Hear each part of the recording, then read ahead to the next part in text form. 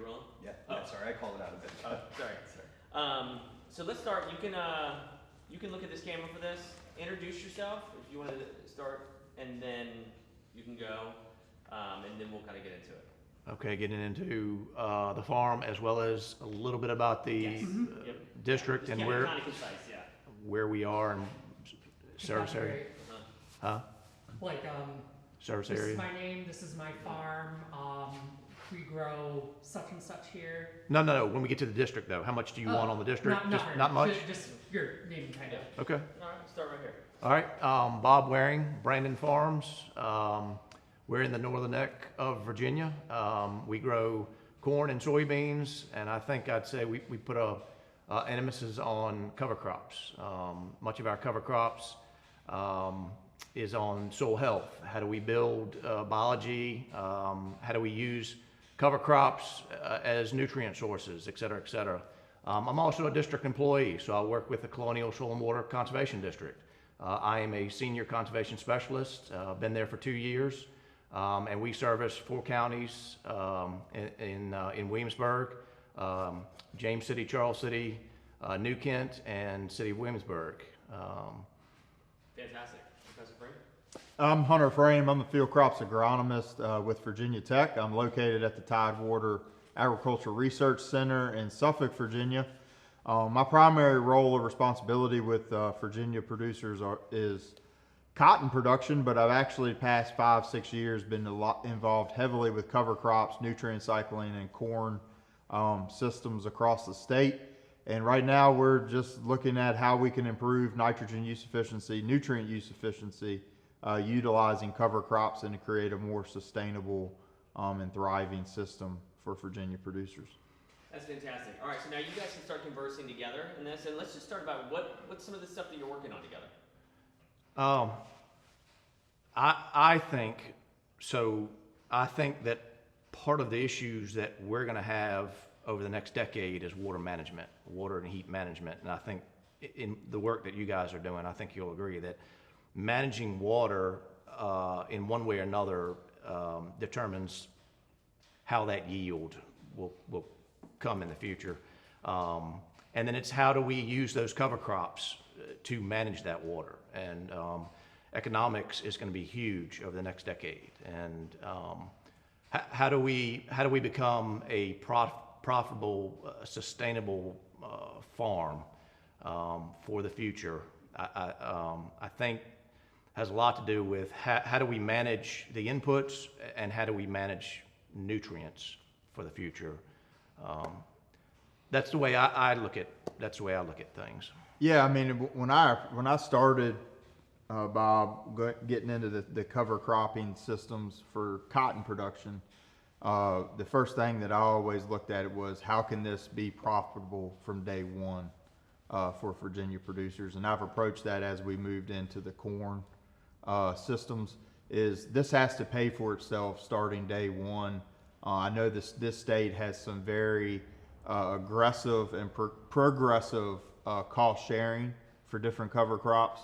But as we look at the climate moving forward, profitability and return on investment is going to be huge for Virginia producers. And then you'll start to see some of the environmental aspects of covers start to take over, as in terms of sustainability when we're looking at environmental problems like sporadic rainfall events or kind of extreme weather events. So it seems like now we get rainfalls in 3 to 5 inch increments, not as much as the inch over a week period. And whether that's climate change, whatever you want to call it, we see these weather patterns. We see more aggressive or more intense drought periods.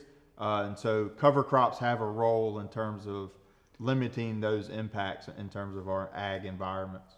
And I think that's what I mean by this managing water. And it has to be, if you don't have irrigation, you have to manage that water by way of cover crops. And in 2024, spring of 2024, that was a humbling year for us here on this farm. One of the driest years that we've had I would say in history here.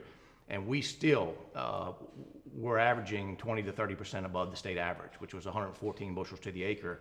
most farmers, in my opinion, from what I understand, had put in somewhere between $600 and $700 an acre into those corn crops.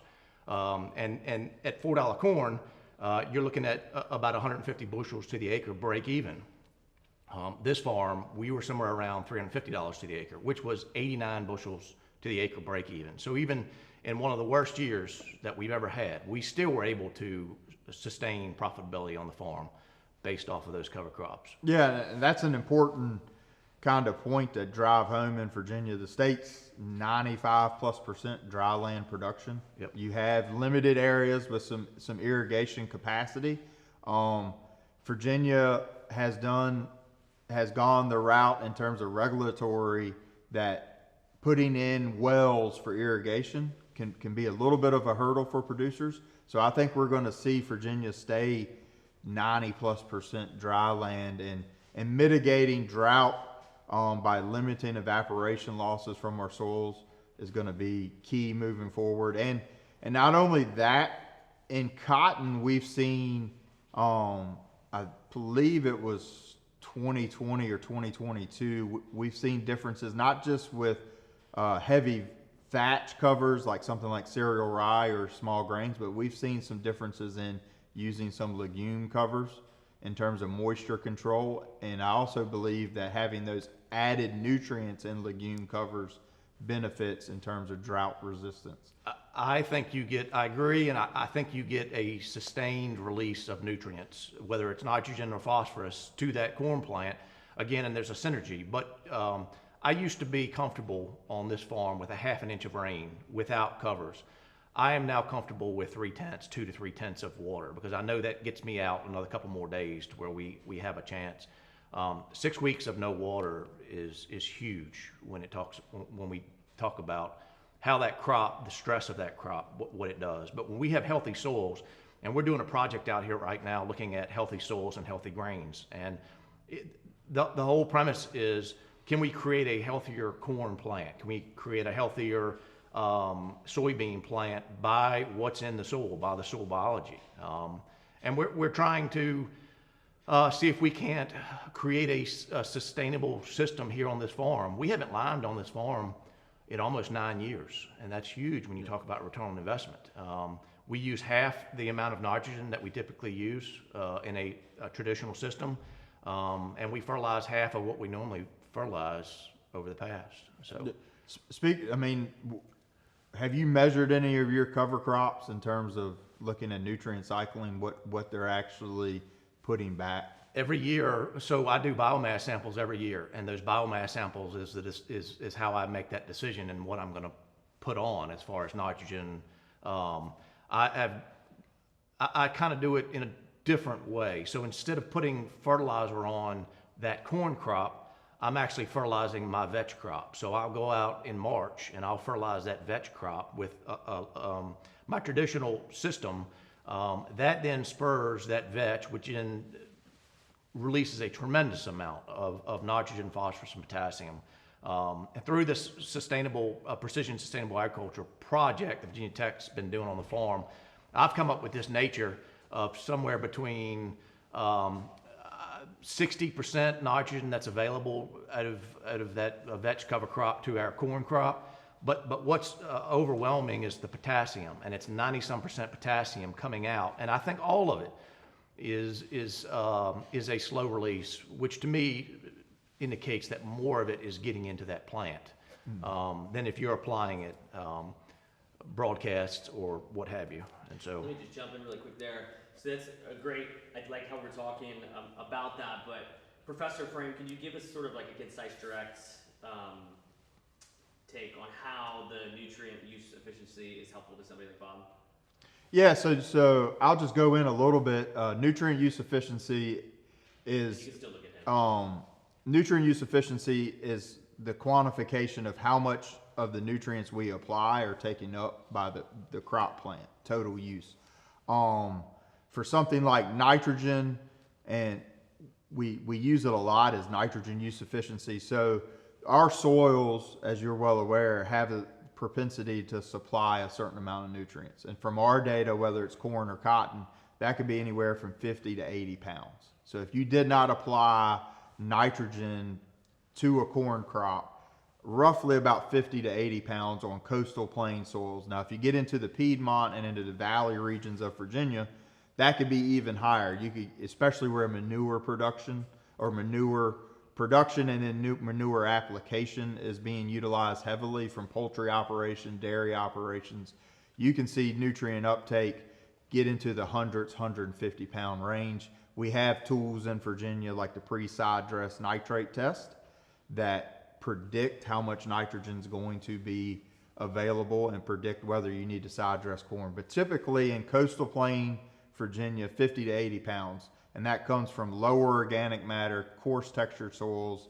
So you have 50 to 80 pounds being supplied by the soil. And then if we shoot for a 200 bushel corn crop, we typically, on average, say we need a pound of nitrogen per bushel yield. So if a 200 bushel corn crop and you're getting 50 from the soil, and you need 150 to get to that 200 pounds of uptake.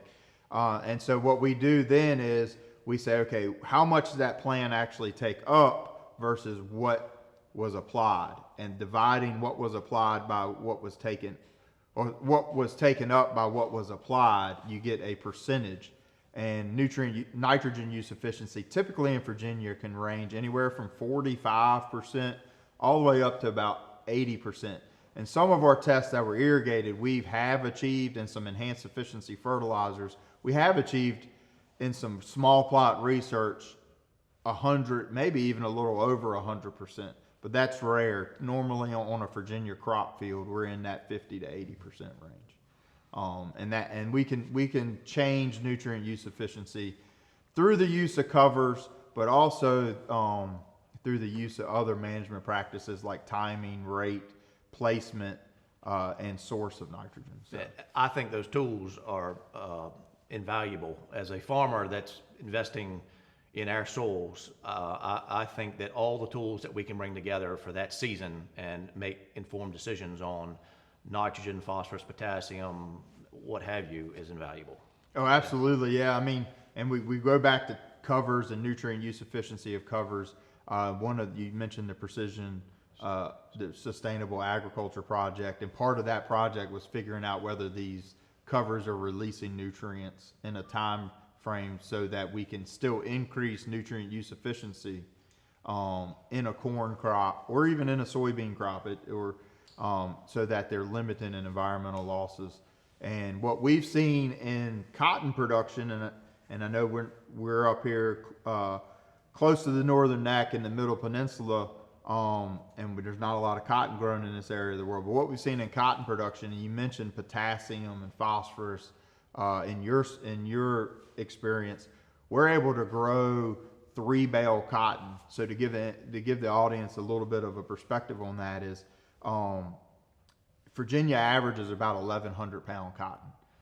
3-bale cotton is over 1,400 pound cotton. So we're able to grow 1,400 pound cotton without any nitrogen, phosphorus, potassium, or sulfur being applied to those crop fields, because we've able to get the biomass from legume cover crops and that uptake during the growing season. And I think it's that, and we're seeing it in corn. We're not seeing any yield reductions, and in fact, following these legumes, we're actually seeing a little bit higher, but we're seeing the averages are a little bit higher from year to year to year.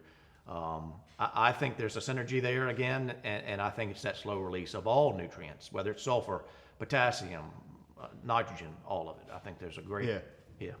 Absolutely. We just finished a corn board study, and I showed you some of the results on my phone just a minute ago, where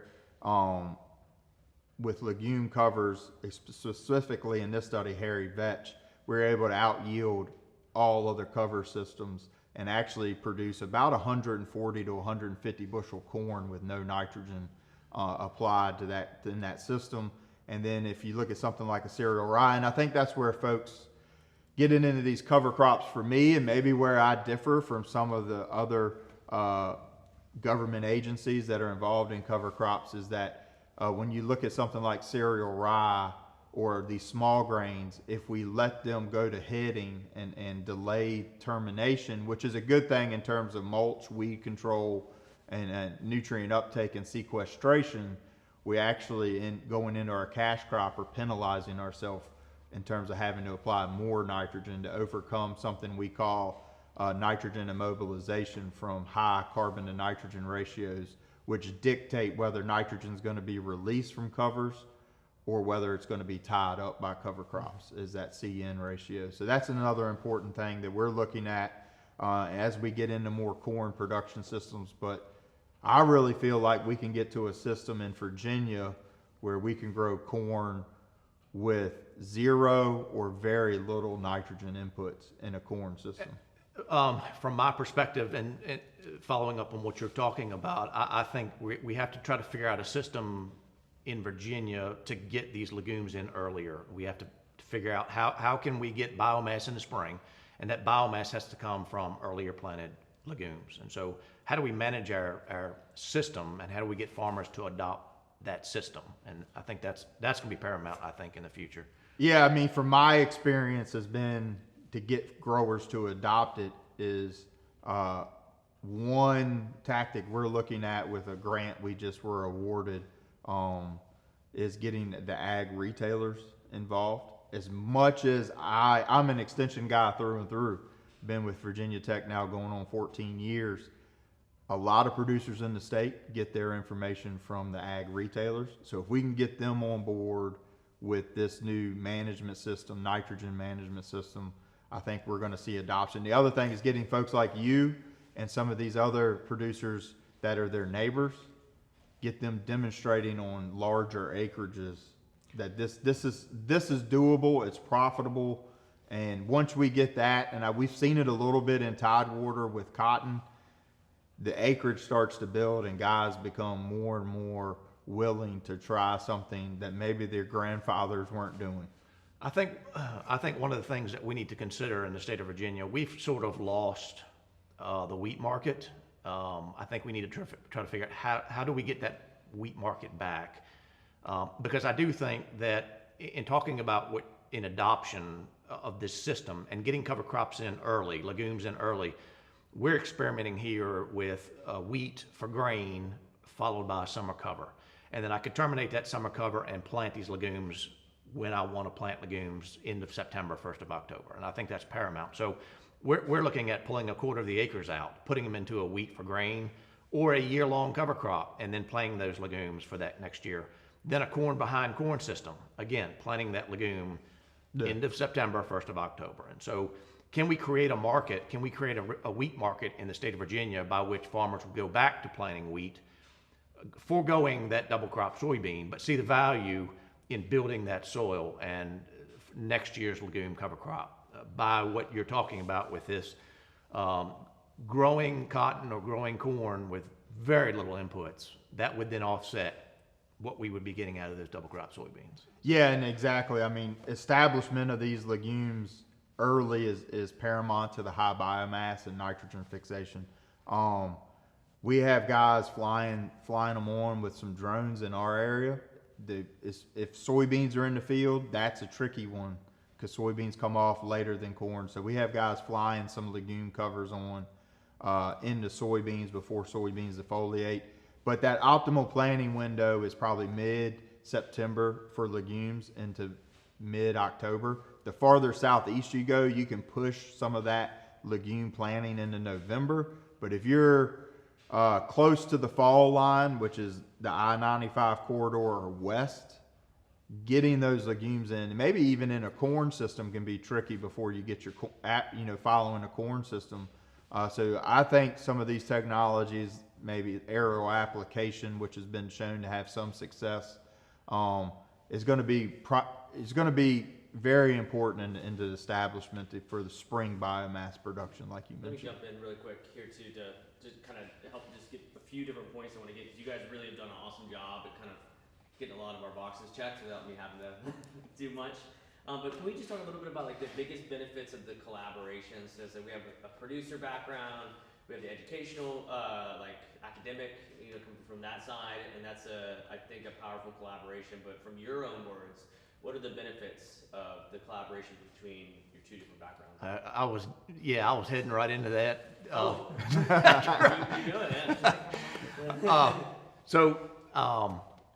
What I think needs to happen with extension, with Virginia Tech, and from my perspective as a producer, if we're trying to figure out how to get legumes in earlier, my problem right now is I've tried to fly on vetch, for instance, and I have not had a good success in vetch.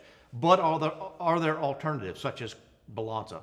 So I would like to see, in all honesty, as a producer, what maybe some trials or some work done on farms in different regions of the state where this region is conducive to flying on vetch, but this one is not. And this might be more apt to fly on a balanza or crimson clover, whereas this may not. And so I think that's where we need to go in the future, producers versus extension, is getting these covers in earlier as far as legumes for these corn and cotton crops, but what crops are better suited where?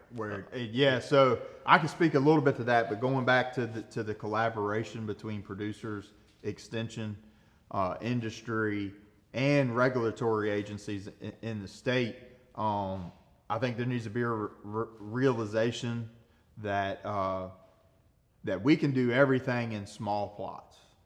And we can do it. We can get these fantastic results. But once you start scaling up these covers, we have to bring the producer groups into that research process. We have to bring the regulatory groups into the research process, and we have to bring industry there. We have to demonstrate this to industry that it's a viable way to change our production systems. And I can tell you, cracking some of these production systems around the state, not just in the coastal plain, but if you go into the valley where you have dairy farmers and they are 100% focused on biomass production for feeding dairy cattle. And a lot of times that's maybe has some triticale in that system, followed by corn silage system.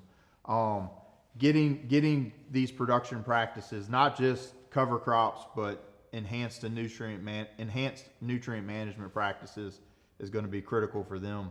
But speaking to like what we've done a few years funded by the Virginia Agriculture Council, looking at cover crop variety selection. And so we planted cover crops in the Piedmont and the Shenandoah Valley, up to 57 different varieties and species. Now we were going behind corn grain in the valley, which was a little bit later. So stuff like balanza clover, bursine clover, some of your other legumes that aren't as winter hardy had a tough time establishing. But you're exactly right. Some of these smaller seeded legumes may be better broadcast. I don't know whether that's aerial or from aerial application versus commercial traditional aerial applicators versus UAV, or maybe high clearance ground driven rigs. But there are some advantages using small seeded covers in terms of a broadcast application versus something that's a little bit larger seeded like a hairy vetch. So we have some data. We're right now trying to put that into a extension publication to get it out. But this data set from the coastal plain all the way to the Shenandoah Valley in terms of cover crop varieties, biomass establishment, and nutrient uptake of the different covers. Yeah, I like the fact that they're on farm, because the plots show you a certain aspect of that cover crop, but sometimes it's not going to be applicable to the entire farm. And so having these on farm research scenarios is invaluable as a producer that's trying to figure out what is the best cover crop for me on my farm. And I've told many farmers, if you have the opportunity to engage extension and have plots on your farm, please do so, because that shows what is good on my farm with my growing conditions, my soils, and certainly it is applicable out to other farms around, but it shows you what is the best cover in the situation on my farm there. Yeah, and also which one is probably will be most successful with your current management practices.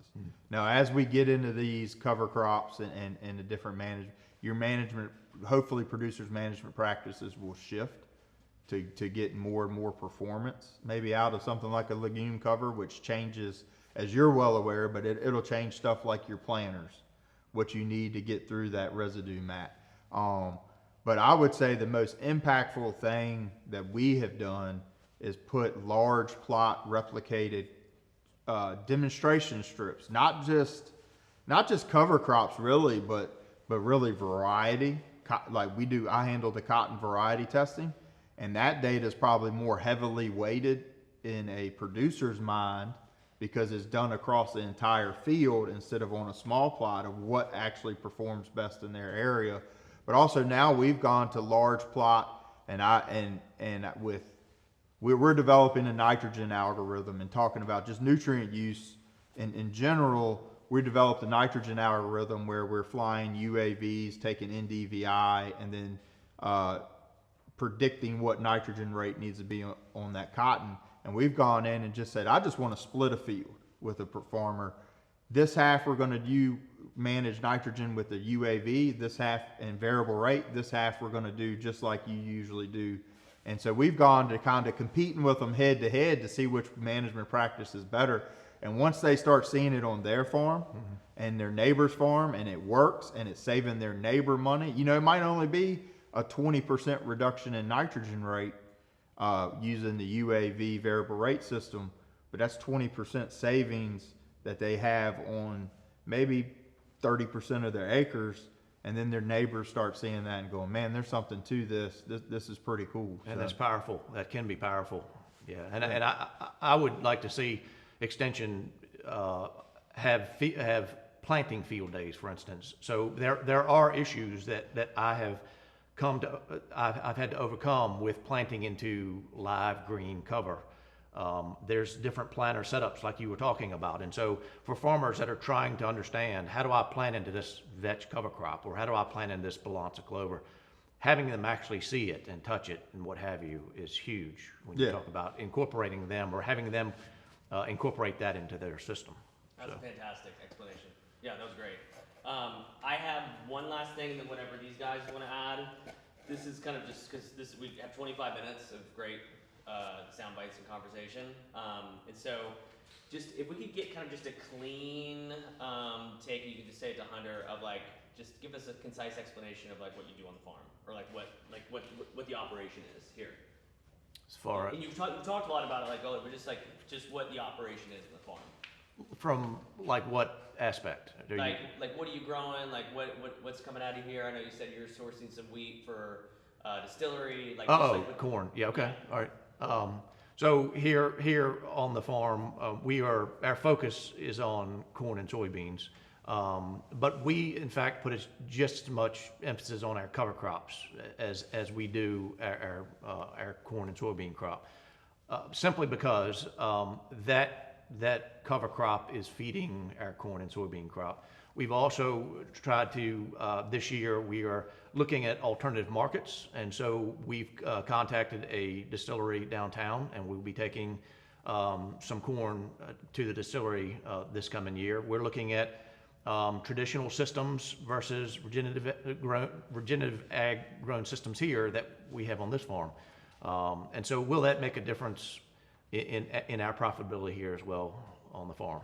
So from an agronomist standpoint, what is your current cropping system or cropping rotation, and where do you want to go with some of these innovative practices? We are corn followed by oats, clover, radish, and then we'll go into soybeans that next year. And then we're trying to get soybeans out as quickly as we can, trying to play with planting dates so that we can bring those soybeans in and get that vetch in the ground. That's our traditional system, but we do have experiments out here right now looking at corn behind corn to get that vetch in earlier, going into maybe a wheat system on a quarter of the acres so that we then can get that vetch in, or those legumes, balansa, or what have you, when we want to. So we're playing with essentially the timing of our planting of those crops to see when they can come out and get those covers in just as soon as we can, because the legumes is what's feeding our crops, and so that's the most important to us. Do you have anything you wanted to add? I mean, we've got about 30 minutes. Sorry, got here late. Dave, new to comms director with DCR. So Yep. nice to meet you. I know Bob. That's all right. This what I'm hearing, I'd just like to put it all out there. I know we're gonna cut it down a little bit, but I just think it's such a good conversation, and just that back and forth is perfect. You mentioned regenerative practices. I don't know if that was discussed earlier. It was a little bit, but like it wasn't like a direct tab on a conversation. It was what we talked about. Yeah. What are you seeing with that? With regenerative ag, I think that regenerative ag, we look at regenerative ag versus organic farming versus traditional systems. Regenerative ag is simply just regenerating the soil, and that's actually what this grant is out here. It's American Farm and Trust. We were awarded that grant last year, and it's a healthy soils grant. That's what it is. So the grant is, all I'm looking at is, can I change the soils, whether it's soil biology? Can I affect soil organic carbon? Can I affect organic matter, phosphorus, potassium? What does the system do with an entire year of just relaxing, just getting back in balance? And so that to me is, when we talk about regenerative ag, that is simply, to me, as one of those farmers that's working in that direction, can we bring the soils back in balance and let the soils produce what we need to produce, instead of adding all of the synthetic ingredients that may not be conducive to what we're trying to do. Yeah, I mean, and I love that idea of being able to be regenerative. I mean, sustainable used to be the big buzzword back in academia about 10 years ago. I would say this in terms of regenerative ag: anytime we grow a crop and we remove a crop from the field, whether that's grain crops, specialty crops, we're removing some nutrients with that. Now, our soils have the ability to mineralize and supply certain nutrients. I think there's always going to be that need to put back what we remove. Now, legumes offer a wonderful alternative to maybe some of these synthetic inorganic nitrogen fertilizers out there. However, we still have potash and phosphorus that we're removing from these fields. So in terms of regenerative, I think we can build our soil chemical and physical properties. It's going to take years, maybe decades, to get them back to maybe where they were before agriculture took off with tillage and maybe degrading some of the soils to their point where we're at now. And I think Virginia instituting no-till and nutrient management plans for the last 40 years have started. I think we're starting to see some of that rebuilding back, especially in the coastal plain of our soils. But as a faculty member and as a I guess an academic, I do recognize that we're not going to throw the baby out with the bathwater, to speak of, in terms of with fertilizers. We still going to need fertilizers to replace what we're removing from crop fields. Now, can we do a better job at recycling? Absolutely, and that's what these legume covers. In our research, our legume covers will what I call recycle. That they will take up 300 pounds of K2O to the acre from the subsoil and from the soil, redeposit that back on the soil surface. But they're not making any new K2O. They're just limiting the losses deeper in the soil profile. They are forming that symbiotic relationship with the bacterium to fix nitrogen from the atmosphere. So that nitrogen is actually a bioreactive, and can be used as a nitrogen fertilizer. But I want to get back to where we're recycling a higher percentage of the nutrients than we have historically recycled, and I think that's where the regenerative part comes. I agree, and that's what I was. That's essentially where I was heading with what we're trying to do, we had a soil pit, Virginia Tech had a soil pit out here probably 7 years ago, and I did soil samples before we dug the pit, and we had medium plus levels of potassium below 3 feet deep. And so that's when we're talking about bringing those levels back up to the top, to the surface, and supplying, that's where I think we need to go as far as nutrient cycling and regenerative type systems, regenerating that soil back to having it relax, having it balance, creating a healthier system, a healthier biology in that system. Yeah, and we spoke a lot about legume covers, but the small grains, the wheat, barley, oats, cereal, rye, all triticale, all have a place too. I feel like in a truly regenerative system, because we deal with stuff like glyphosate resistant horseweed, glyphosate resistant Palmer amaranth, glyphosate resistant ragweed now. And not just glyphosate resistant, these weeds I just named are resistant now to multiple modes of action that take tools away from our farmers for weed management control. And some of these small grain systems that have a heavy mulch layer, and legumes also will create a mulch layer, but they have a heavy mulch layer that hang around, especially like in a soybean system, will help us manage weeds better moving forward. And not only maybe tie up or take up nutrients like nitrogen and phosphorus during the winter months to limit the nutrient loss into surface water, groundwater, and into the bay, but also provide a mulch layer where we're less reliant on herbicides in our production system.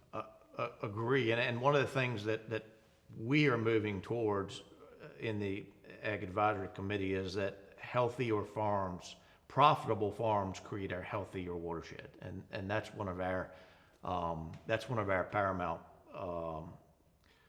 methodologies and the way we're looking at water quality. So, I have one. Could you talk about how Virginia's cost share program has benefited your operation, or how you utilize it? We are part of the Virginia Cost Share program. We're enrolled in the Whole Farm Approach, which was a program that was developed 4 or 5 years ago to incorporate everything that we are doing on the farm, whether it's multiple side dresses, multiple top dresses, any legumes, any rye covers, etc. All of that data is being put into the watershed system. We have been utilizing that cost share system for the last 8 to 10 years, I guess. It has helped. Cost share programs are intended to have producers try a different system. It takes potentially the financial burden of purchasing the seed, purchasing equipment, whether it's precision equipment or what have you, purchasing that equipment and trying that system and seeing how we can then make it work as a farmer, as a producer. How can we make that system work and become viable for the future? So, Perfect. Can you add to that? How difficult was it for you to jump into the whole farm approach? It was very simple for me to jump. I was actually one of the creators of the whole farm approach. It was actually very simple. I had this idea with the whole farm approach. I remember the day I was sitting in my office, and I had gotten approved for half of my cover crop in my cost share system.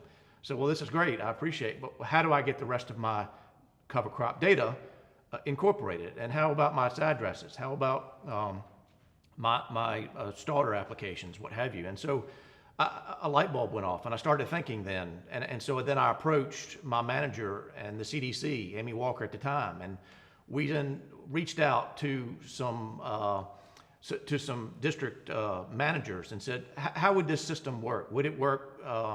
Would this system work for you as a district? And from there, we went to the management in DCR, and we got a pilot. And that pilot was in Three Rivers Soil and Water Conservation District. And the pilot worked phenomenal for the first couple of years. We gathered tremendous amounts of data and from then on, I think the DCR has been expanding it out from there, and maybe to about a dozen districts at this point, so. Good, thanks. Yeah, that was, just a side note, I'm working on a separate project kind of related for some PR efforts in certain parts of the state, and looking at. I've talked to the EPA about the whole farm approach, and I said, I was up at a in-person meeting for the Ag Advisory Committee, and they said, you know, that whole farm approach you guys got down there, it's something. Yeah, I appreciate it, you know. That was just an idea that came out, and it sparked, and I said, honestly, I think the entire watershed should be doing something similar to the whole farm approach, because the amount of data that came out of that whole farm approach is huge when we talk about what farmers are doing in the Chesapeake Bay. And a lot of it was just not counted or not able to be counted, when in fact we know that many farmers are doing a lot of these BMPs. We just have to be able to document that. Well, we got about 40 minutes worth of conversation. That was fantastic. Yeah, that was all